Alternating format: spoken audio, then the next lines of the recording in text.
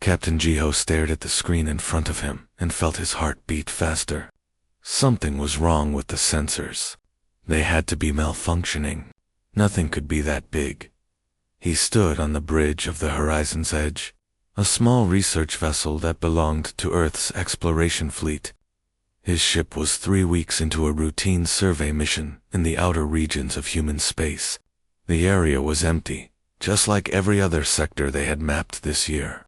But now the sensors showed something that should not exist. Navigation Officer Hyun turned in his chair. His face was pale. "Captain, I have checked the sensors 3 times. The readings are correct." Jiho walked closer to the main display. The object floating in space ahead of them was massive beyond anything he had ever seen.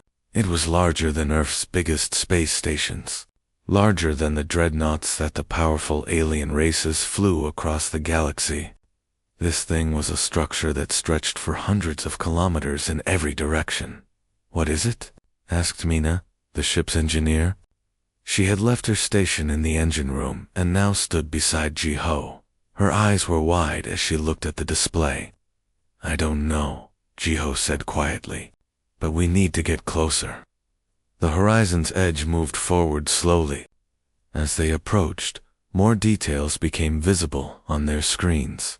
The structure was clearly artificial. It had the shape of a massive ring, with dozens of construction platforms extending from its inner surface. Docking bays large enough to hold entire fleets sat dark and empty. This was a shipyard, but not like any shipyard that existed in the modern galaxy. Science Officer Day worked frantically at his station, scanning the structure with every instrument the ship had. "Captain, the age of this thing is incredible. Based on the material decay, I estimate it is at least 5 million years old." 5 million years. Jiho, let that number sink in. The oldest known civilization in the galaxy was the Velcrin Empire, and they had only been traveling between stars for 3,000 years.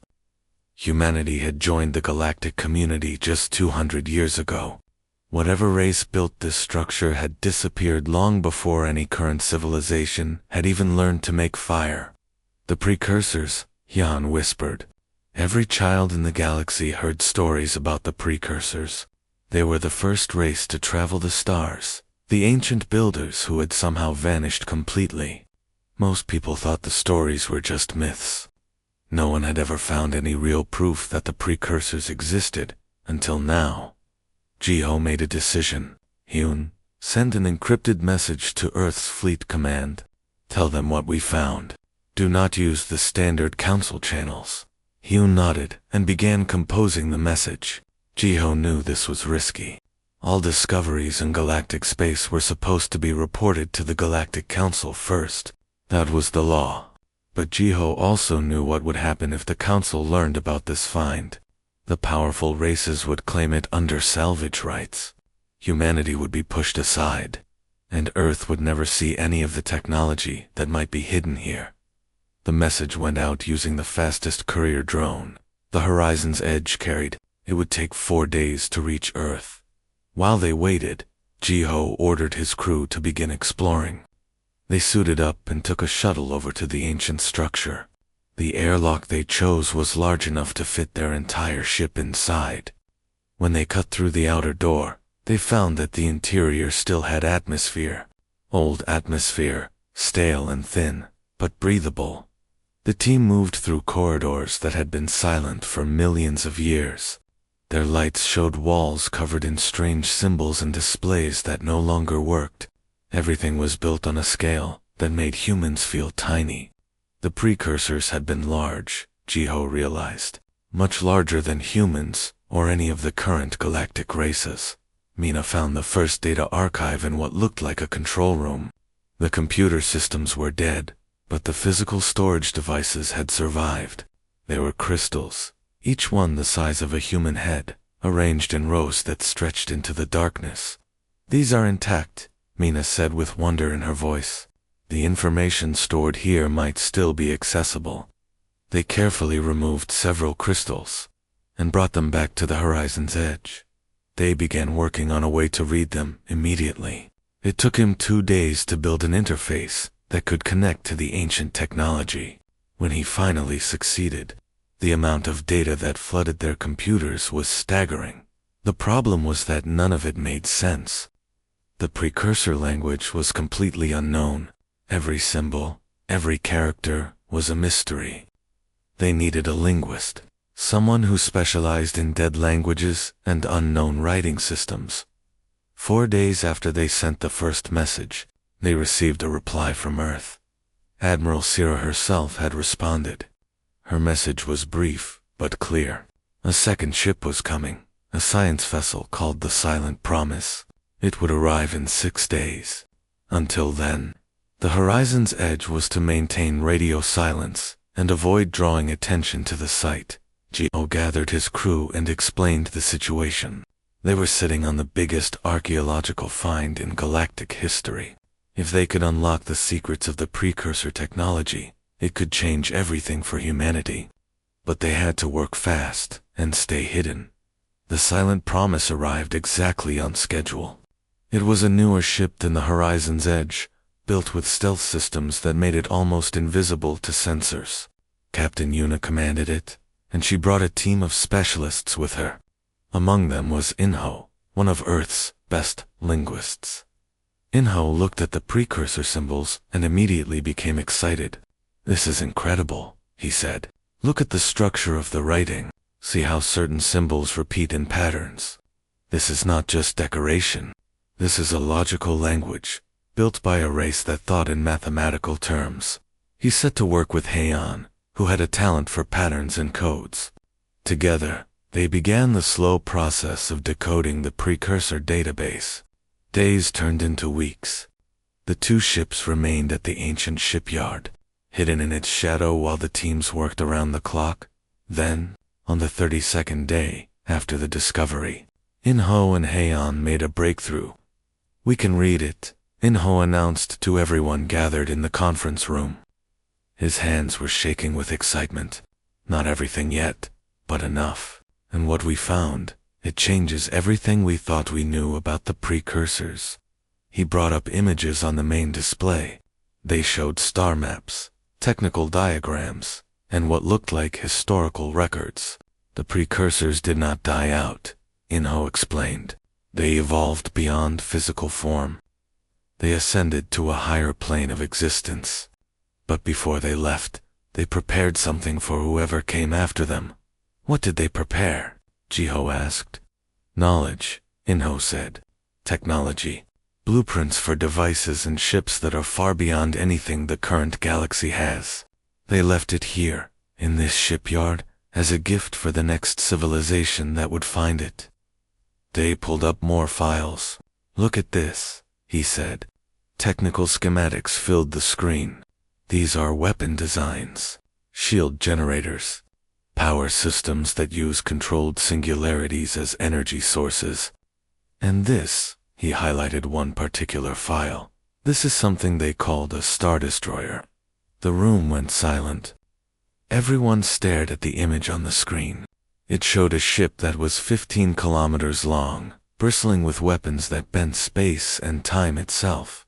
The specifications listed capabilities that seemed impossible. This ship could destroy entire fleets. It could crack planets. It was a weapon of such power that no current civilization had anything that could match it. Captain Yuna spoke carefully. "If we build this, it will change the balance of power in the galaxy. If we don't build it," Admiral Sira's voice came through the communication channel from Earth, "and another race finds this place, they will build it instead." Jiho looked around at the faces of his crew. They all understood what this meant. Humanity had always been the weak member of the galactic community, the junior partner that no one took seriously. Earth had small fleets and limited territory. They survived because they were not worth the effort of conquering. But with the Star Destroyer, everything would change. President June sat in the emergency meeting room deep beneath Earth's capital city. Around the table sat the most powerful people in human space. Defense Minister Hannah, Diplomat Tay, Admiral Sira, and a dozen others. They had been arguing for 6 hours straight. "We have to build it," Hannah said for the third time. She slammed her hand on the table. This is our chance to guarantee human survival. No one will ever threaten Earth again if we have a Star Destroyer. Diplomat Tay shook his head. And what happens when the Galactic Council discovers what we are doing? They will see it as an act of aggression. The Velkrin, the Tarathi, the Shen, they will unite against us. We could start a war that destroys humanity. We are already in danger, Admiral Sarah said calmly. The Council treats us like children. They limit our fleet size. They control which systems we can colonize. If any of the major powers found that precursor shipyard, they would use the technology to dominate everyone else. At least we would use it for defense. President June listened to them argue. He knew they were both right.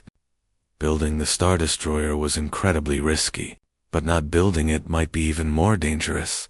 Finally, he raised his hand for silence. We build it, he said, but in absolute secrecy. No one outside this room can know the full scope of the project. We tell the public we are building a new research station. We spread the construction across multiple sites so no single location reveals what we are really doing. Hannah smiled. Tay looked worried, but nodded his agreement. How long will it take? June asked. Admiral Sira pulled up projections on the display. According to the precursor blueprints, at least 2 years. Maybe 3. We need to build new factories just to manufacture the components. Some of the technology is so advanced that we barely understand how it works.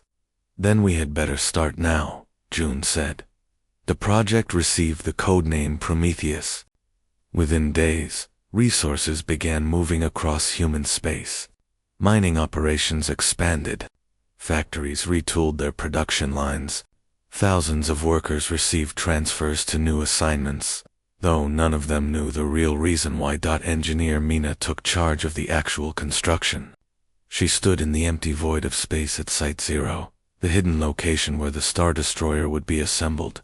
The precursor shipyard itself served as the construction facility. Its ancient equipment, once Mina's team figured out how to reactivate it, proved more advanced than anything humanity had ever built. The scale of this is overwhelming, Mina told her assistant during the first week. This ship is 15 kilometers long. That is longer than the largest city on Earth. Every system inside it is more complex than an entire space station. The first challenge was power. The Star Destroyer ran on quantum singularities, miniature black holes that were carefully controlled to release enormous amounts of energy. Dr. Bohr led the physics team trying to understand how to create and contain these singularities safely. Bora spent months studying the precursor data.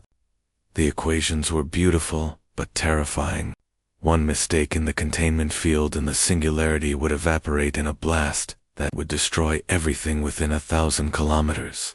Another mistake and it would grow, eventually consuming the entire solar system. We are playing with forces that could kill us all, Bora told Mina during one late-night work session. But if we succeed, this ship will have more power than 100 fusion reactors.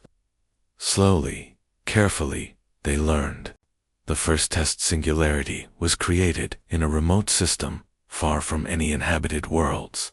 When the containment field activated and held steady, the entire team celebrated. They had mastered the impossible. Construction continued. Worker John supervised the crews that assembled the ship's massive hull. The precursor materials were stronger than anything human metallurgy could produce.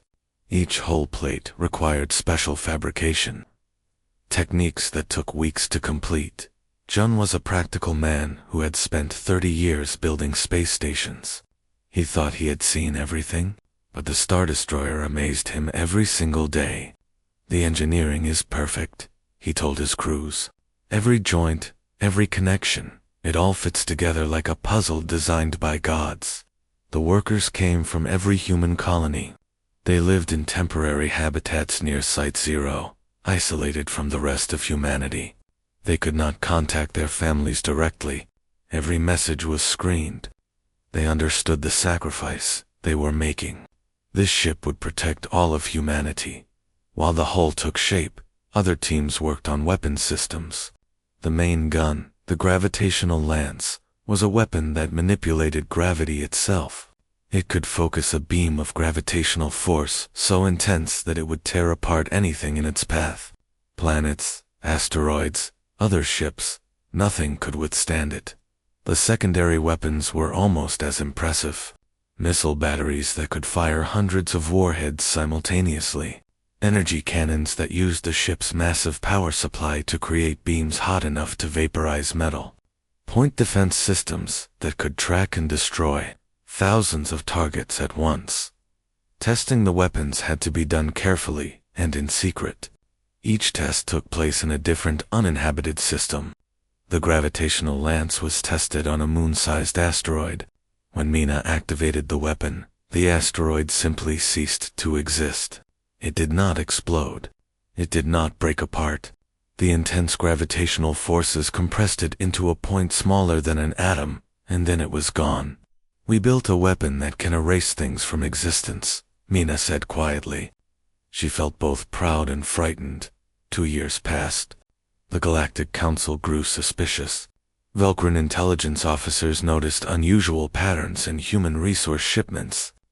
They saw mining output increase dramatically, but could not figure out where the materials were going. They reported their concerns to the Council. Most Council members dismissed the reports. Humans were not capable of anything threatening. They were too primitive, too weak. But a few observers continued watching human space carefully. Meanwhile, the final systems were being installed on the Star Destroyer.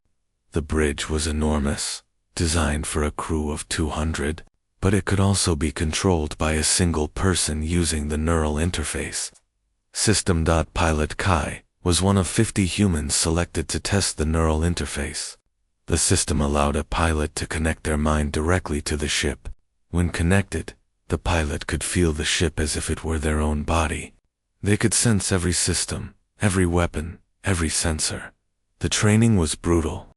Kai spent hours each day connected to simulation systems, learning to think like a 15-kilometer warship. Many pilots could not handle the mental strain and dropped out, but Kai persisted. He learned to make the massive ship dance through space as if it weighed nothing. "It feels alive," Kai told his instructor after a particularly intense training session. "When I am connected, the ship and I are one thing. I can feel its power. It is incredible and terrifying at the same time." Finally, after 2 years and 4 months, the construction was complete. The Star Destroyer floated in space at Site 0, ready for its first full power test. Mina had checked every system personally. Dr. Bora had verified all the power systems. Worker Jun had inspected every meter of the hull. Captain Ji-ho walked onto the bridge for the first time as the ship's designated commander. His crew from the horizon's edge came with him. Heon would handle navigation. Day would manage the science stations. Mina herself would serve as chief engineer. "What should we name her?" Heon asked. Ji-ho looked at the main view screen, showing the vast expanse of space around them. He thought about humanity's long struggle to be taken seriously in the galaxy. He thought about all the times Earth had been dismissed and disrespected by the older races. "We name her Defiance," Geo said, "because that is what this ship represents. Humanity will no longer bow to anyone." The crew began activation procedures. One by one, the ship's systems came online. The quantum singularities spun up to full power. The gravitational lance charged. The shields activated, creating a barrier around the ship that could withstand almost any attack. Kai settled into the pilot's chair and activated the neural interface. He gasped as his mind expanded to encompass the entire ship. He could feel the power flowing through every system. He was the Defiance now. "All systems operational," Mina reported. "The ship is ready." Ji-ho sat in the captain's chair. "Take us out of the shipyard. Let us see what this ship can do." The Defiance moved for the first time under its own power. Despite its enormous size, it accelerated smoothly and quickly. Kai guided it through a series of maneuvers that would have been impressive for a small fighter, let alone a massive warship. They reached an empty system that had been prepared for weapons testing. An asteroid field floated in space, each rock tagged with sensors to measure the weapon's effects. Charge the gravitational lance, Jiho ordered. Minimum power. Target the largest asteroid. The weapon charged.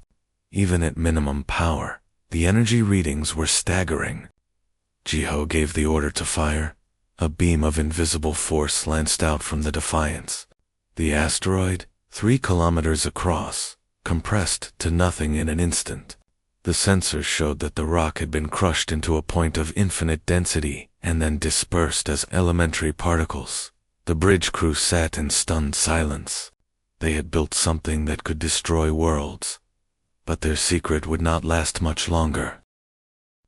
The Tarathi patrol ship moved through the empty sector on routine assignment. Captain Viren sat in his command chair, bored as usual. This region of space was supposed to be uninhabited. Nothing ever happened here. Then his sensors officer shouted in alarm. "Captain, I am detecting a massive structure ahead, and energy readings that are off the scale." Viren jumped to his feet. On the view screen, he saw something impossible. A shipyard that had not been there during their last patrol 3 months ago. And floating beside it was a ship that made his blood run cold. It was enormous, bristling with weapons, and it was clearly human. "Send an emergency transmission to the Council," Viren ordered. "Humans have built something that should not exist." His communications officer began transmitting. The message got out, but only barely. Automated defense systems from the human shipyard locked onto the Tarathi vessel. Energy weapons fired. The patrol ship exploded before it could send any additional details. But the damage was done. The message reached the Galactic Council within hours. The council chamber erupted into chaos. Representatives from dozens of races shouted at once. The Velkrin ambassador demanded immediate military action. The Tarathi called for sanctions and blockades. Everyone wanted answers. Ambassador Tay stood before them all. He had known this moment would come eventually. He had prepared for it. But standing here, facing the anger of the entire galaxy, he felt very small and very alone. "The council will hear the human explanation," the council speaker announced. "Ambassador Tay, what has your species built?" Tay took a deep breath. "We have constructed a defensive vessel using technology we discovered in an ancient precursor shipyard. The shipyard was found in unclaimed space and therefore belongs to humanity under salvage law. Salvage law does not give you the right to build weapons of mass destruction," the Velkrin ambassador roared. "Your ship destroyed a council patrol vessel. Your patrol vessel was destroyed by automated defenses protecting a classified military site." Tay responded calmly. "Defenses that only activated after your ship refused to leave when warned. What kind of ship requires such defenses?" the Tarathi representative asked. Tay pulled up specifications on the main display. He showed them carefully selected information about the Defiance. Not everything, but enough to make his point. "We call it a Star Destroyer. It is 15 kilometers long and armed with weapons based on precursor designs." The chamber went silent. Every representative stared at the display in shock. "This is an act of war," the Velkrin ambassador said quietly. "You have upset the balance of power that has kept peace in the galaxy for 1,000 years. "No," Tay said firmly. "This is an act of survival. For 200 years, humanity has been treated as inferior. Our requests are ignored. Our territory is restricted. We are told what we can and cannot do by races who see us as children. The Defiance does not exist to conquer anyone. It exists so that humanity will finally be treated with respect. Respect is earned, not demanded at gunpoint," the Shen ambassador said. She was an old female who rarely spoke in council sessions. When she did speak, others listened. "We have tried earning respect through diplomacy," Tay replied. "It has not worked. Perhaps now, with the Defiance, Our words will carry more weight. The council speaker called for order as arguments broke out again. Finally, he made an announcement. The council will vote on sanctions against humanity. We will also vote on whether to authorize military action to force the decommissioning of this Star Destroyer. Tay returned to his ship and immediately sent a message to Earth. The council was preparing for war. President June needed to decide how humanity would respond. The response came quickly. The Defiance would deploy to the border of human space. It would serve as a demonstration of humanity's resolve. Earth would not back down. Velcrin Fleet Marshal Grath received authorization to deal with the human problem. He assembled a battle group of 30 dreadnoughts, the pride of the Velcrin Empire. Each dreadnought was 2 kilometers long and carried enough firepower to level a planet. 30 of them together represented unstoppable force. Grath was confident. Humans had built one large ship, but they were still inexperienced. They had never fought a real war. His fleet would crush this Defiance and teach humanity its place in the galactic order. The 2 fleets met at the Arcturus Junction, a strategically important area where several hyperspace routes intersected. Control of the junction meant control of trade and military. Movement through a huge section of space. Captain Jiho stood on the bridge of the Defiance as the Velcrin fleet emerged from hyperspace. 30 massive warships arranged themselves in a battle formation that had been perfected over centuries of warfare. They outnumber us 30 to 1, Heian said nervously. Numbers are not everything, Jiho replied. He opened a communication channel. Velcrin fleet, this is Captain Jiho of the human Star Destroyer Defiance. You are entering human-protected space. Turn back now and there will be no conflict. Fleet Marshal Grath appeared on the view screen. He was a large alien with thick armor plating and multiple eyes. He laughed at Jiho's warning. 1 ship against 30. You are either incredibly brave or incredibly stupid. Surrender now, and we will only destroy your ship. Refuse, and we will proceed to Earth itself. I gave you a chance, Jiho said calmly. He closed the channel. All ships, open fire, Grath ordered. 30 dreadnoughts unleashed everything they had. Missiles by the thousands. Energy beams that could cut through heavy armor. Kinetic projectiles moving at relativistic speeds. Enough firepower to destroy an entire fleet. The Defiance's shields absorbed it all. The impacts created brilliant flashes of light, but when the light faded, the human ship floated undamaged. Grath stared in disbelief. Impossible. Nothing can withstand that much firepower. Pilot Kai, evasive maneuvers, Jiho ordered. Mina, charge the gravitational lance. Minimum power. I want to disable their ships, not destroy them. Kai activated the neural interface. His consciousness expanded to fill the entire ship. He could feel every system, every weapon, every shield generator. The Defiance became an extension of his will. The massive ship began to move. It accelerated and turned with impossible grace for something so large. It dodged between incoming fire, making the Velcrin gunners struggle to track it. Gravitational lance charged and ready, Mina reported. Fire, Jiho commanded. The weapon activated. An invisible beam of focused gravitational force lanced out across space. It struck 3 Velcrin dreadnoughts that had aligned themselves in formation. The intense gravity tore through their hulls like paper. Engines exploded. Weapon systems overloaded. The 3 ships went dark, crippled but not destroyed. The Velcrin formation broke apart in confusion. This was not supposed to happen. Their dreadnoughts were supposed to be invincible. All ships, concentrate fire on that human vessel, Grath ordered desperately. The Defiance moved through space like a predator. Kai guided it between the Velcrin ships, staying close enough that they risked hitting each other if they fired. The point defense systems activated, creating a sphere of destruction around the ship. Any missile or fighter that came close was instantly destroyed. Fire again, Jiho ordered. The gravitational lance fired repeatedly. Each shot disabled multiple Velcrin ships. The weapon operated on principles that Velcrin shields were never designed to stop. Conventional weapons created heat or kinetic impacts. The gravitational lance simply crushed things by manipulating the fundamental force of gravity itself. Heian coordinated targeting while Day monitored the enemy fleet's responses. Mina managed power distribution, ensuring the shields stayed strong while the weapons fired continuously. Within 17 minutes, half the Velcrin fleet was disabled. Dead ships drifted through space, their crews alive, but their vessels powerless. Enough, Grath transmitted. His voice was defeated. We surrender. Please, no more. Jiho signaled for ceasefire.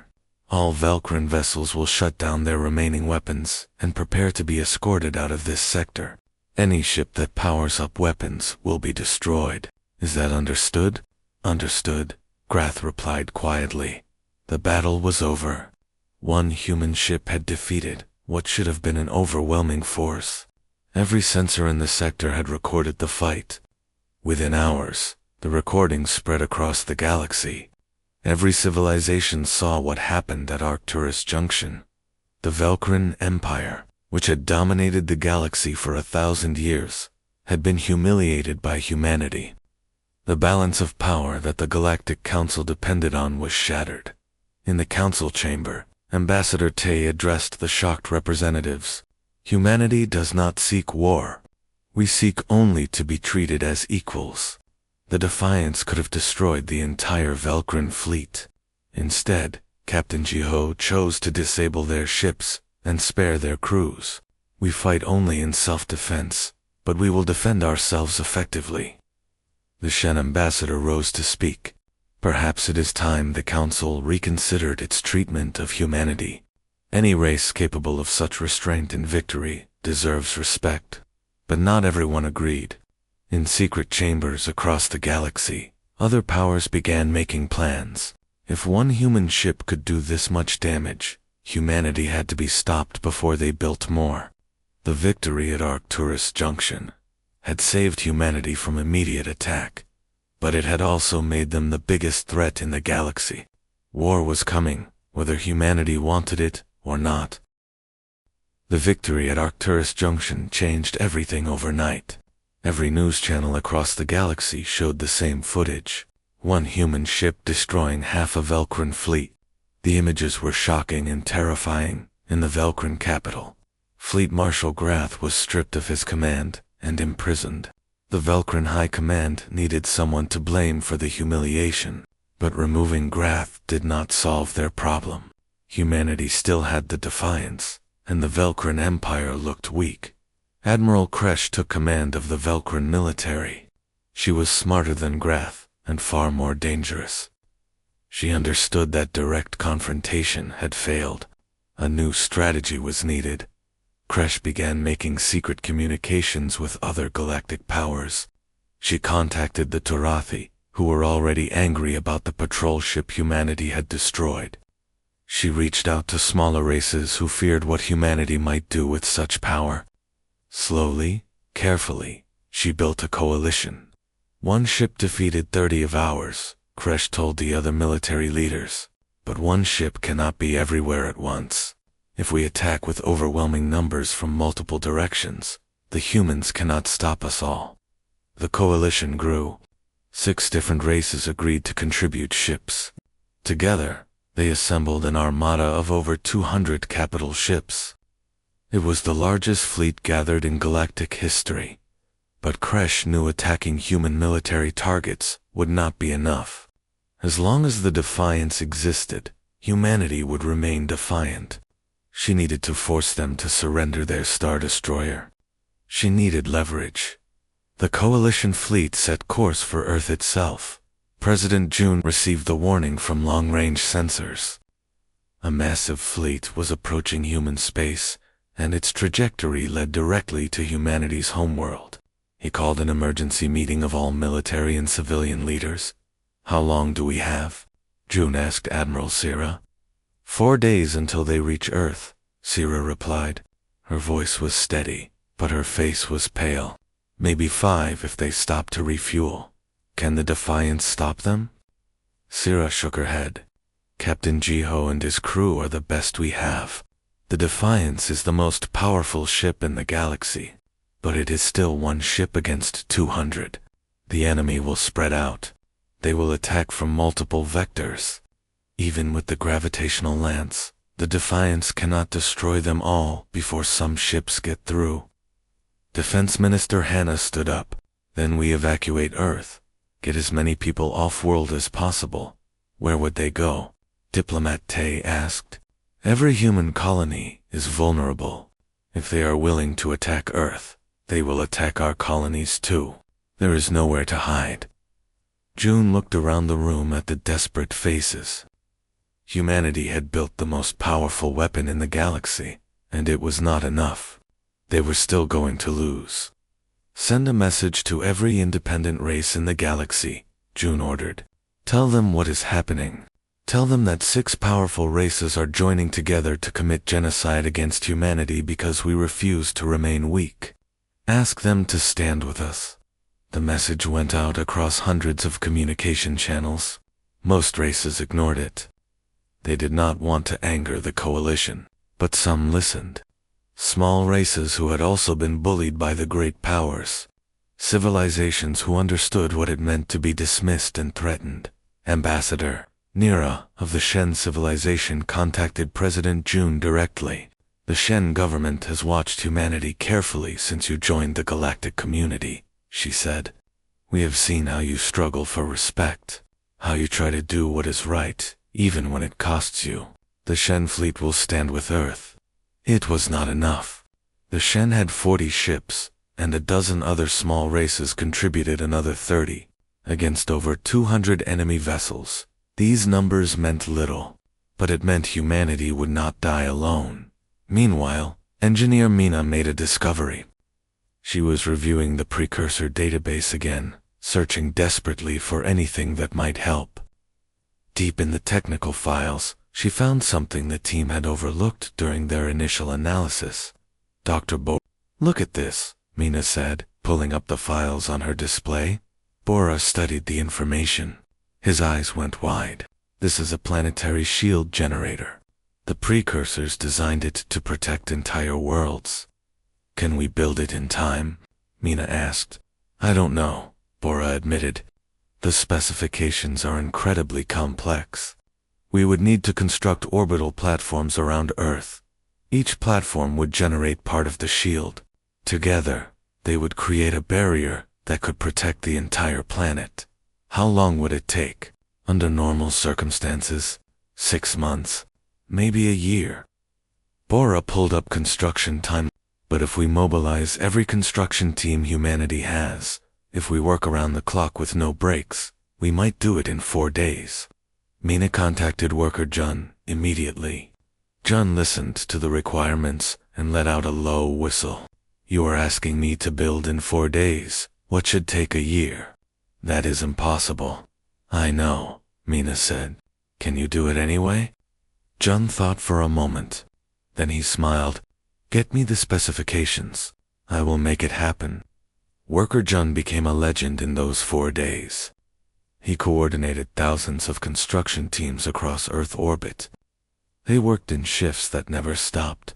When equipment broke down, they fixed it and kept working. When people collapsed from exhaustion, others took their place. The orbital platforms grew in space above Earth. Each one was a massive structure holding shield generators that used principles human engineers barely understood. Jun moved between work sites constantly, solving problems, encouraging workers, and making sure everything fit together correctly. On Earth's surface, people watched the construction through telescopes and news feeds. They knew what was coming. They knew the platforms were their only hope.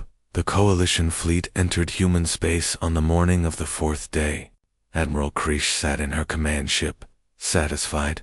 Her sensors showed the orbital platforms around Earth, but she was not worried. Whatever the humans were building, it was not finished. Her fleet would arrive hours before the platforms could be completed. But Kresh had underestimated human determination. Worker Joan and his teams completed the final connections, with just 30 minutes to spare. The last platform came online. The shield network was ready. Captain Jiho positioned the Defiance between Earth and the approaching fleet. The Shen ships and other allied vessels spread out beside him. It was a pathetically small force compared to the enemy armada. Admiral Kresh broadcast her demands. Humanity will surrender the Star Destroyer Defiance immediately. You will submit to Council authority. You will accept restrictions on your military capabilities. Refuse, and we will bombard Earth until nothing lives there. President June responded from Earth's surface. Humanity will never surrender our right to defend ourselves. We have done nothing wrong. We have attacked no one. We have only asked to be treated with respect. If you attack Earth, you will be committing murder on a scale the galaxy has never seen. Then you have chosen extinction, Kresh said coldly. All ships, open fire on the planet. 200 warships unleashed their weapons. Missiles, energy beams, kinetic projectiles, enough firepower to crack continents and boil oceans. The attack was designed to kill billions. The orbital platforms activated. A shimmering sphere of energy appeared around Earth. The shield was beautiful, like a soap bubble made of light. The Coalition's weapons struck the shield and exploded harmlessly. Not a single shot reached Earth's surface. Admiral Kresh stared at her screens in disbelief. What is that? That is precursor technology, Captain Jiho said over an open channel. The same technology that built the Defiance. Did you really think we only found blueprints for weapons? The shield cannot last forever, Kresh said. We will keep firing until it fails. You will not have time, Jiho replied. All ships, attack formation. Allies coordinate fire with the Defiance. Today we show the galaxy what happens when you threaten innocent people. The Defiance charged forward, the Allied fleet following. Pilot Kai pushed the neural interface to its absolute limits. The ship moved through space faster than most sensors could track. The gravitational lance fired again and again. Each shot tore through multiple enemy ships. But there were too many targets. The Coalition fleet began surrounding the Defiance, firing from all directions at once. Then something unexpected happened. Ships began breaking away from the Coalition formation. First a few, then dozens. The smaller races that Kresh had pressured into joining realized they wanted no part of genocide. They turned and fled. More ships followed. Some of the Coalition members had only joined because they thought victory was certain. Now, seeing Earth's shield hold and watching the Defiance tear through their fleet, they lost their courage. The Shen ships pressed the attack. Their energy weapons were not as powerful as the Defiance's gravitational lance, but they were precise. Working together with Captain Jiho's crew, they systematically disabled enemy vessels. The battle raged for hours. The Coalition fleet, despite its numbers, began to crumble. Admiral Kresh tried to rally her forces, but fear had taken hold. Too many ships were fleeing. Too many others were already disabled. Finally, Kresh realized the truth. She had lost. The attack on Earth had failed. Worse, she had united the galaxy's smaller races against the great powers. She had shown everyone that the old order was willing to commit genocide to maintain control. All remaining Coalition ships, fall back, Kresh ordered. But Captain Jiho was not finished. The Defiance moved to BL. The Battle of Earth ended the old galactic order, forever. Admiral Kresh and her officers were taken into custody to face trial for attempted genocide. The Coalition fleet, broken and defeated, limped home to their respective worlds, the great powers that had dominated the galaxy for thousands of years. Suddenly found themselves weak and discredited. In the weeks following the battle, the Velcrin Empire began to fall apart. Dozens of client races that the Velcrin had controlled through fear and intimidation declared their independence. Without the threat of overwhelming military force, the Empire could not hold itself together. Within 3 months, the Velkrin controlled only a fraction of their former territory. The Tarathi withdrew completely. They closed their borders and refused all communication with the outside galaxy. Their leaders were ashamed of the role they had played in the attack on Earth. President June stood in his office and looked at reports from across the galaxy. The power vacuum was creating chaos. Small wars broke out as races settled old grievances. Pirates and raiders operated freely in areas that no longer had strong military protection. The old order had been terrible, but at least it had maintained a kind of peace. "We broke the galaxy," June said to Defense Minister Hannah. "Now we have to fix it." "How?" Hannah asked. "We have one star destroyer. We cannot police the entire galaxy." "No," June agreed, "but we have something more valuable than military force. We have the precursor database. We have technology that every race in the galaxy wants." An idea began to form. June called for an emergency meeting with his advisors. Ambassador Tay, Admiral Sira, Engineer Mina, and Dr. Bora all gathered in the conference room. "We need to create a new galactic government," June told them. "One based on cooperation instead of domination. One where every race has an equal voice." "The Council will never agree to that," Tay said. "The powerful races will not give up their privileges." "The powerful races just lost a war," June replied. "They are in no position to demand anything, and we have leverage. We will share the precursor technology, but only with races that agree to our terms." Over the next month, Diplomat Tay worked day and night drafting a new treaty. He called it the Prometheus Accords, named after the project that had built the Defiance. The treaty had simple but radical terms. Any race that signed the accords would gain access to precursor technology. They would receive help building better ships, more efficient power systems, and advanced medical treatments. But in exchange, they had to agree to several conditions. First, no wars of conquest. Races could defend themselves, but they could not attack others to steal territory or resources. Second, all member races would contribute to a mutual defense force. If any member was attacked, all others would help defend them. Third, the new galactic government would operate democratically. Each race would have one vote, regardless of size or power. "They will never agree," Hannah said when she saw the draft. "You are asking the strong to give up their advantages." "I am asking everyone to build something better," June replied.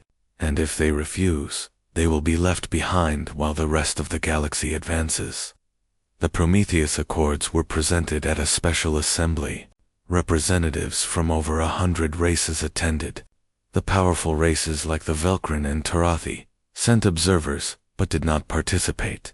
Ambassador Tay addressed the assembly. "For thousands of years, the galaxy has been ruled by fear. The strong dominated the weak. The powerful made all decisions. This system has failed. The Battle of Earth proved that the old order cannot stand against the united opposition." He activated a display showing the precursor database. "Humanity found knowledge that could benefit everyone. We could keep it for ourselves. We could use it to build an empire. But that is not who we are. We want to share this knowledge. We want to help every race reach their full potential. But we will only do this with partners who share our vision of a peaceful galaxy." The debate lasted for days. Some races were suspicious. They thought this was just another attempt at domination disguised as cooperation. Others were enthusiastic. They saw a chance to escape the control of the great powers. Ambassador Nira of the Shen was the first to sign the accords.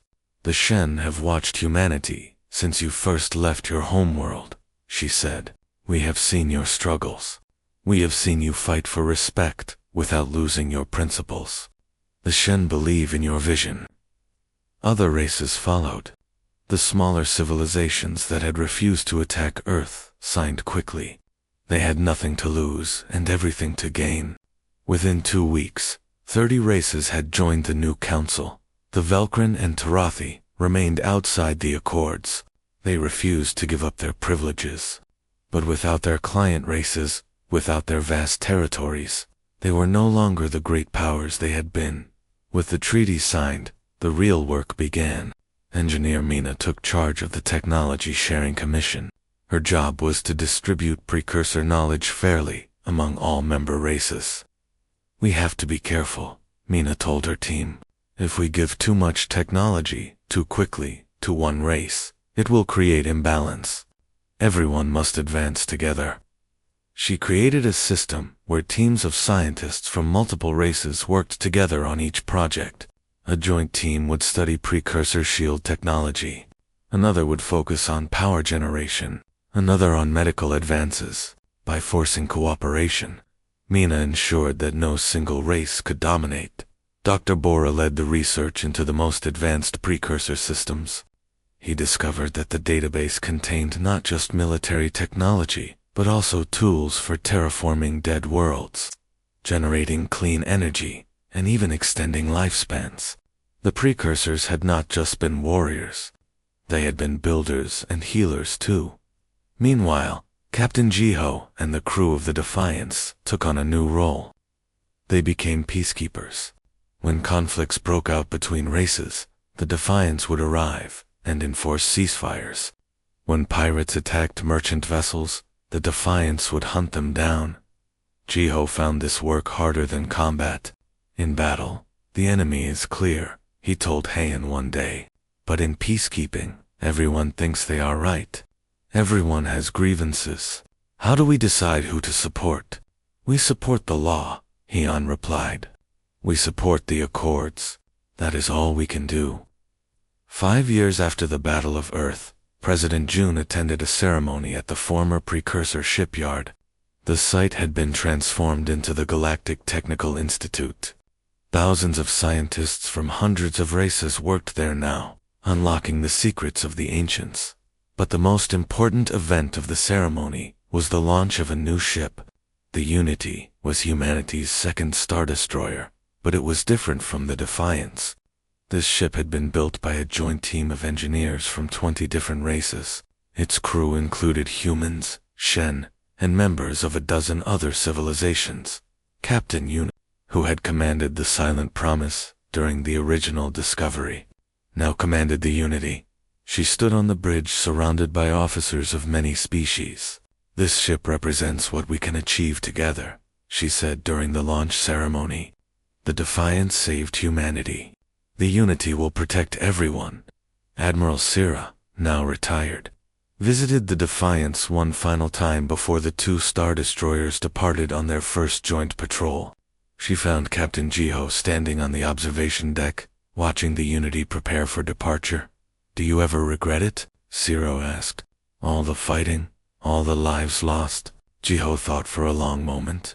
"Every day," he admitted, "but I also see what we built. The galaxy is not perfect.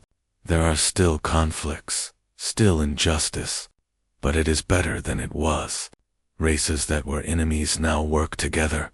Knowledge is shared instead of hoarded. That is worth the cost." Sero nodded.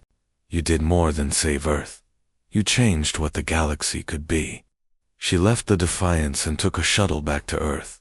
As she traveled, she passed through space that was busier than ever before. Trade ships moved freely between systems.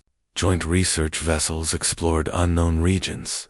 Everywhere she looked, she saw cooperation where there had once been competition.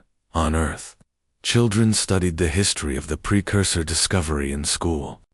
They learned about the brave crew of the Horizon's Edge who had found the ancient shipyard.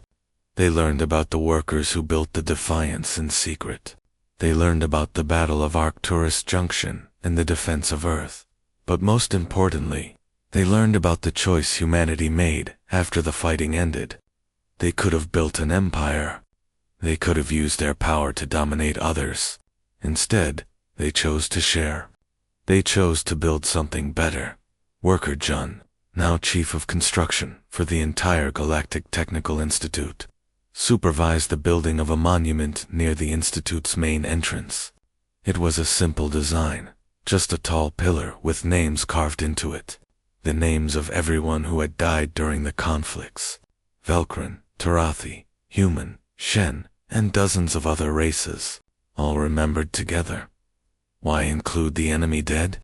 A young worker asked Jun. Because they were not our enemies, Jun replied. They were people who made mistakes. People who fought for what they thought was right. We honor them so we remember the cost of war and work harder for peace. The story of humanity's first Star Destroyer could have ended in conquest. It could have ended in empire. Those were the patterns the galaxy had known for millennia. The strong conquered the weak. The powerful ruled the powerless.